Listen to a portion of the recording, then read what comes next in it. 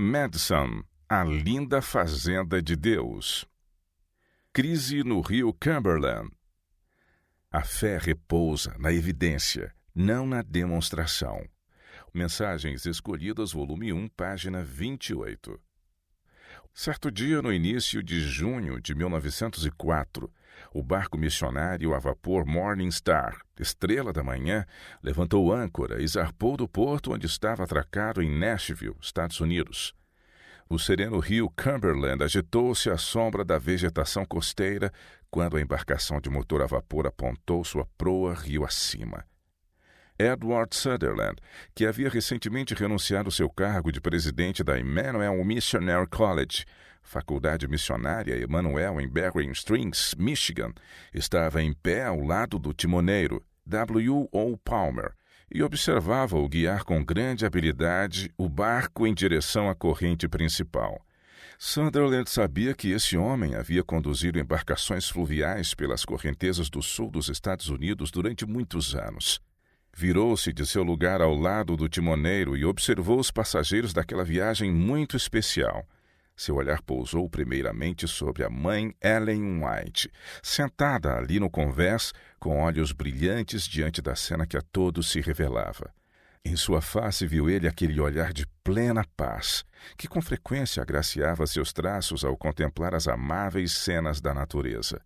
Sendo ele mesmo sensível a tal beleza, virou-se por um momento para o rio, vendo seus movimentos entre os bancos rochosos e arenosos, que se tornavam por vezes íngremes penhascos com protuberâncias verdes silvestres. Após uma respiração de puro deleite, pensou nos demais passageiros. Os 2 filhos da mãe White acompanhavam-na nessa viagem. James Edson White era dono do Morning Star e William White frequentemente acompanhava a mãe em seus itinerários. Sua secretária, Clarence Chrysler, estava assentada ao lado da mãe White com Sarah McIntyre e Maggie Hare. Emma White, esposa de Edson, também viera com eles. Fred Holliday completava a tripulação. Essa jornada tinha um duplo propósito. Edson White queria encontrar um local apropriado para uma escola de treinamento para jovens obreiros negros no Sul. Já os educadores Edward Sutherland e Percy Magan procuravam um lugar onde pudessem estabelecer uma escola de treinamento para os jovens brancos da região. Percy Magan ainda não havia embarcado no Morning Star. Edward Sutherland esperava que ele se unisse à tripulação no dia seguinte, no entroncamento de Edgefield, cerca de 19 quilômetros acima de Nashville. Os viajantes desfrutavam um calmo cruzeiro. Era uma relaxante excursão por belas paisagens, com a encantadora música do rio e do mecanismo do barco a vapor. De repente, Edward Sutherland percebeu pelo som daquele mesmo mecanismo que algo estava errado. "Qual é o problema com seu barco?" disse ao chamar Edson White. "Outra pane, suponho." Edson apressou-se para a frente, seguido por Sutherland, para examinar a engrenagem de marcha do barco. "Parece-me que teremos que guinchá-lo até a margem para podermos fazer reparos", anunciou Edson. Ele desembarcou para cuidar disso. Edward Sutherland olhou ao redor e viu que haviam ancorado em uma ilha em Neely's Bend, em Lork Springs.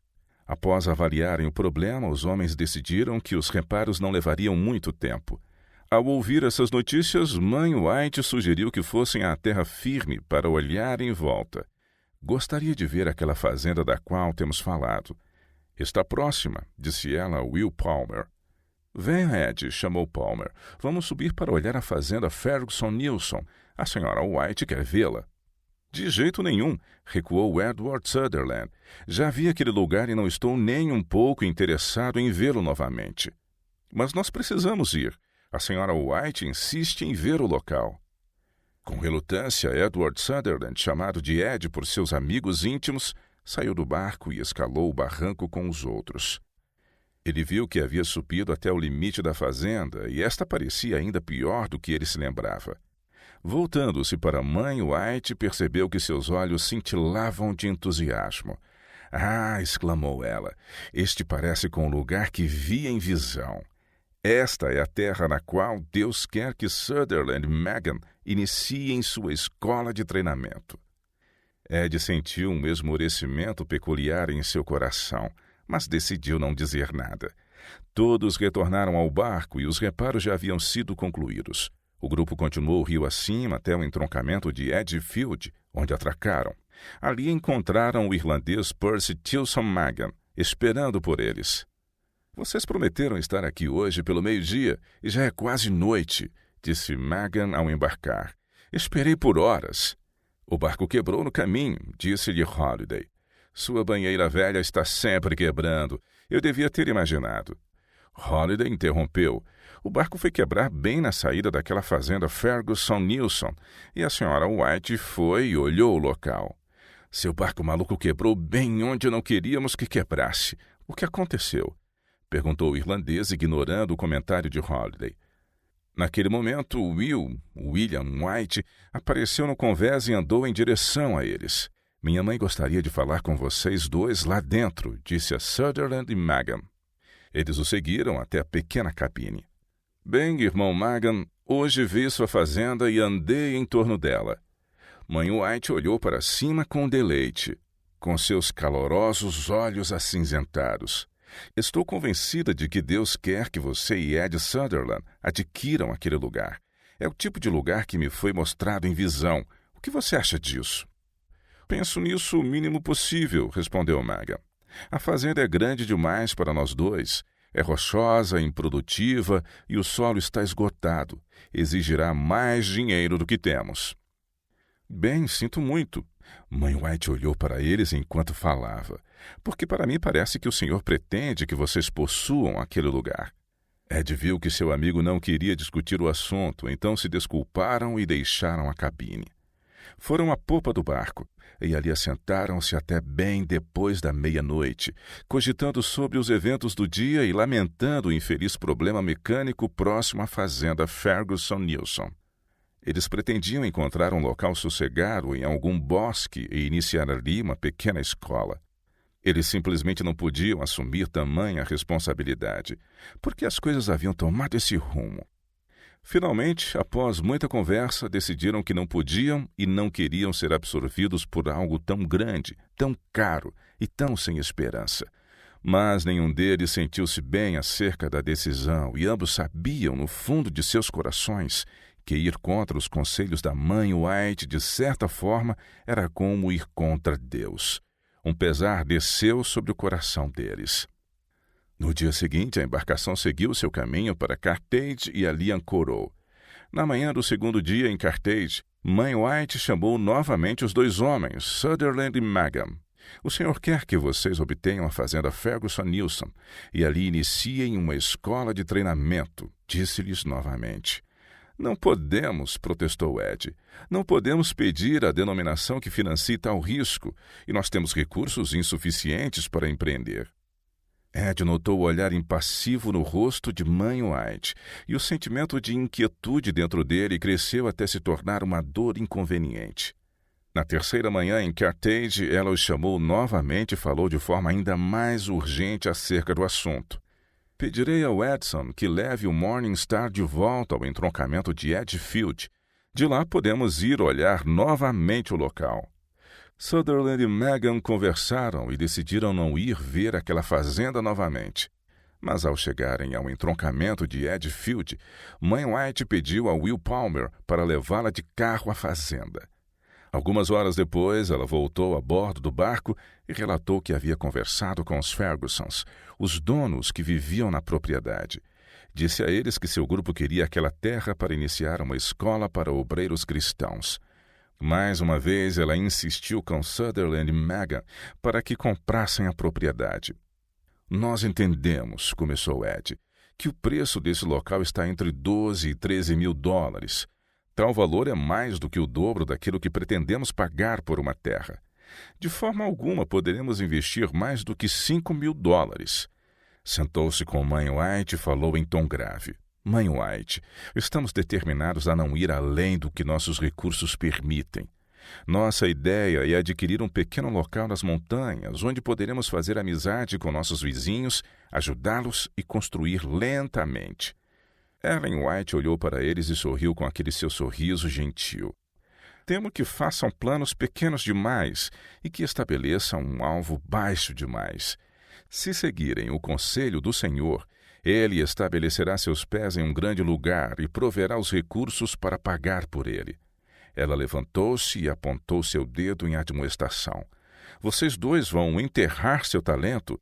Será que o Senhor deu-lhes todos esses anos de experiência e a habilidade de treinar outros para seu serviço, para que vocês digam a Ele: Senhor, sabendo que és homem severo, receosos escondemos na terra o teu talento? Mateus 25, 24. Edward Sutherland sentiu uma onda de aflição tomar conta dele. Não, mãe White, disse ele. Nós trabalharemos para o Senhor. Queremos fazer a vontade dele, mas não temos os 12, 20 ou 40 mil dólares que serão necessários para começar uma escola naquele lugar. No dia seguinte, Sutherland e Megan alugaram um cavalo com charrete. Foram na direção oposta à terra de Ferguson Nilsson. O objetivo era olhar outra fazenda. Porém, à tarde, levados por um sentimento de emoção e curiosidade, o qual eles não pararam para analisar, encontraram-se novamente de volta à fazenda Ferguson Nilsson. Sabiam que não eram os únicos olhando a propriedade. Edson vira Will Palmer sair de lá com mãe White mais cedo. Edson e Sarah McIntyre foram com eles. Agora, os dois homens, Sutherland e Megan, estavam em pé olhando para as protuberantes rochas calcárias no meio da grama e para as muitas pedras que estavam por toda parte nas infrutíferas colinas. Caminharam para uma pilha de pedras próximas ao antigo celeiro de plantação e sentaram-se sobre uma rocha. Pelo pequeno e reto vale dos Campos do Sul, viram hectares de solo pedregoso, onde cabanas que comportavam 600 negros costumavam ficar, pois aquela fazenda outrora funcionara como uma sede do mercado de escravos. Ed não conseguia imaginar um panorama mais proibitivo e desolador para uma escola. Percy, disse ele ao apontar a mão para os tristes campos, é a coisa mais grosseira, miserável e cheia de mato que eu já vi. Só em pensar, isso me faz mal e já fico doente. Eu sei, Ed, sinto a mesma coisa. Porém, Sarah McIntyre disse que a fazenda que mãe White escolheu para a escola de Currambong, na Austrália, foi declarada inútil pelos líderes de lá. Bem, não deve ter sido tão ruim quanto esta, disse Ed. Olhe para o celeiro velho e nojento com aqueles chiqueiros encostados nas janelas da casa. Permaneceram assentados por alguns minutos, afundados em um lamaçal de autopiedade e desânimo. Finalmente, Ed falou: Eu acho que aquela escola australiana esteja prosperando atualmente. Sim, mãe White disse a eles que não rejeitassem o conselho do Senhor, mas que dessem a ele uma chance para trabalhar. Ed recordou-se com grande clareza das palavras semelhantes ditas a ele no dia anterior. Sentia-se pior a cada minuto, mas ainda assim resistia. Lançou um olhar perscrutador sobre Percy. Eu acho que foi você quem despertou em mãe White essa ideia de se interessar pela propriedade Ferguson Nilsson. Então, vendo o olhar incrédulo no rosto de Percy, desatou-se a chorar. Oh, como eu queria ter uma forma honesta e cristã de me livrar de tudo isso sem demonstrar falta de fé nos testemunhos da mensageira do Senhor. Quebrantados e completamente sem coragem, os dois homens ajoelharam-se derramando o que havia em seus corações perante Deus. Em seguida, calmos e resolutos, decidiram-se pela fazenda. Dariam um passo de fé e obedeceriam ao conselho que o Senhor lhes dera por meio da mãe White. Então voltaram para lhe contar sobre sua decisão. Ela não se mostrou surpresa, mas recomendou o ato com palavras gentis. Na manhã seguinte, os dois homens dirigiram-se novamente à fazenda. Ajoelharam-se entre as rochas, próximas ao velho celeiro, e mais uma vez imploraram ao Senhor para lhes mostrar sua vontade e capacitá-los a serem obedientes. Consternados com o risco que corriam, atormentados por dúvidas, lutaram com o Senhor em agonia e súplicas.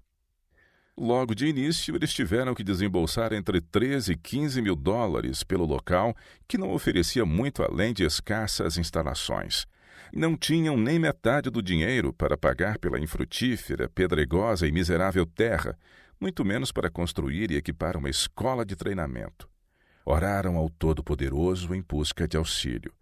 Eles foram tão abastecidos de coragem que nunca mais vieram a duvidar de que Deus os houvera guiado naquele negócio de risco e de que ele se encarregaria de tudo e dirigiria todas as coisas relativas ao empreendimento. Haviam passado por seu Getsemane, lutado o dia inteiro com o problema. Agora o crepúsculo começava a estender um manto de misericórdia sobre a paisagem desolada e infrutífera. Os pássaros entoavam cânticos e faziam ninhos. Esquilos disparavam por dentro das antigas árvores e as plantas de variadas flores pareciam pálidos pontos de exclamação em oposição às negras sombras da noite. Percy Magan bradou: Ed, estamos nisso juntos. E entramos na empreitada por vontade própria. A Sra. White está conosco. Deus está nos guiando. Ele nos mostrará o caminho. De repente, com uma voz forte e jubilosa, Ed começou a cantar. Bendita fé dos nossos pais, inspira nossos ideais. Percy uniu-se a eles, e os louvores a Deus soaram por aquela fazenda desolada e fria. Talvez naquele momento de fé triunfante, os anjos de Deus tenham descido e reclamado a fazenda para si. O hino terminou e a quietude da noite os envolveu. Os solitários montes os cercavam e um céu estrelado arqueava-se sobre eles. Um senso solene da presença divina os envolveu e começaram a cantar novamente. Após a tempestade brilha o arco em toda a cor, promessa escrita no céu com luz. Assim também depois da nossa dor brilha o arco do amor de Jesus. A animação típica do irlandês fervoroso aflorou. Ed, Ed! Percy escolheu cuidadosamente cada palavra. Aqui nos encontramos bem numa bifurcação. Se tivéssemos assumido a posição de que aquilo que a mãe White diz não vem do Senhor, então não seríamos capazes de aceitar qualquer coisa que o Senhor comunicasse a ela, a menos que se conformasse às nossas opiniões. Não há outro caminho, respondeu Ed, se quisermos prosseguir com a certeza de que Deus está conosco. Vamos voltar rapidamente para Nashville e dizer à mãe White que compraremos a fazenda Ferguson Nilsson. Quando lhe contaram sua decisão final, ela ficou muito satisfeita. Farei qualquer coisa para ajudá-los. Vão e contem sua história para as pessoas e elas os ajudarão. Recomendarei o trabalho de vocês e escreverei um artigo sobre ele no periódico da nossa igreja. Farei parte de seu conselho administrativo se quiserem. Essa foi a única vez na vida que ela aceitou tornar-se membro do conselho administrativo de uma instituição. Edward Sutherland e Percy Magan arriscaram o futuro e a própria vida no conselho que Deus dera à mãe White. Eles se determinaram a abraçar a causa, independente do preço que pagariam, do trabalho e das dificuldades que enfrentariam, levando o projeto avante rumo a um fim vitorioso sob a direção de Deus.